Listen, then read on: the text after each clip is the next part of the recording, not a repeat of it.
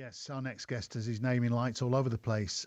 It's a Hollywood actor, star of both big and small screen. Dougray Scott's list of credits, it's extremely long. Mission Impossible 2, Batwoman, currently going into its second series. Day of the Triffids, My Week with Marilyn, Doctor Who, Taken 3. We go on and on and on. And he joins us now. Dougray, hello. Hello, how are you? I'm good. Welcome to the programme. Thank you for being with us. We could talk all day about Hollywood, and if we've got time at the end of this, we will. But there's a more important issue at stake here, isn't it? I mentioned earlier on that you were coming on the show. I know you want to talk about the lack of clean water available to people living in some parts of the world. For those of us living in Western industrialised nations, and we take it for granted, Dougray, just explain perhaps where you've been and what you've seen. Well, let's just talk about a few statistics to start with, and then I'll talk about what I've seen and where I've been. 1 in 10 people in the world don't have clean water.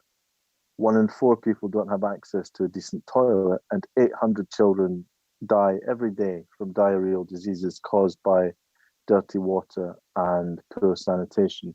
So I went to Mozambique with WaterAid in 2017, and I saw the difference that clean water makes in these communities, the difference between having access to clean water and not having access to clean water. It means that women and children don't have to spend hours every day collecting water or risk getting sick from drinking it. Clean water can transform the whole community, so it improves the health, it keeps children in school, and it enables people to earn a living. So I went on the walk with a lot of these women in these communities, and aside from being very long and hot and arduous, you know, they're vulnerable, the women who often collect the water, but also when they get there to these wells, if that's what you can call them, they're quite often riddled with dead animals, with disease, but they have no choice. That's the only water that they have access to. So they get ill, their children get ill, it affects the whole community. So WaterAid really exists in order to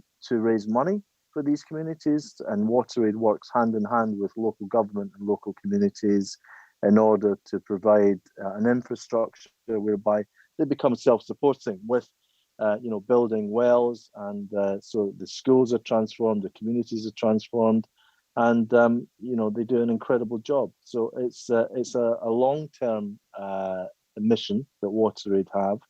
The idea was that we would eradicate, or WaterAid and charities like them would help eradicate the lack of access to clean water by 2030. That's unlikely to happen, but it's a goal. It's something that is definitely achievable. And you've seen how the world reacts to something like coronavirus, how quickly we provided a vaccine for the world, which is fantastic. But you just know that the wherewithal, the knowledge, the infrastructure is there, that we can address this very real problem.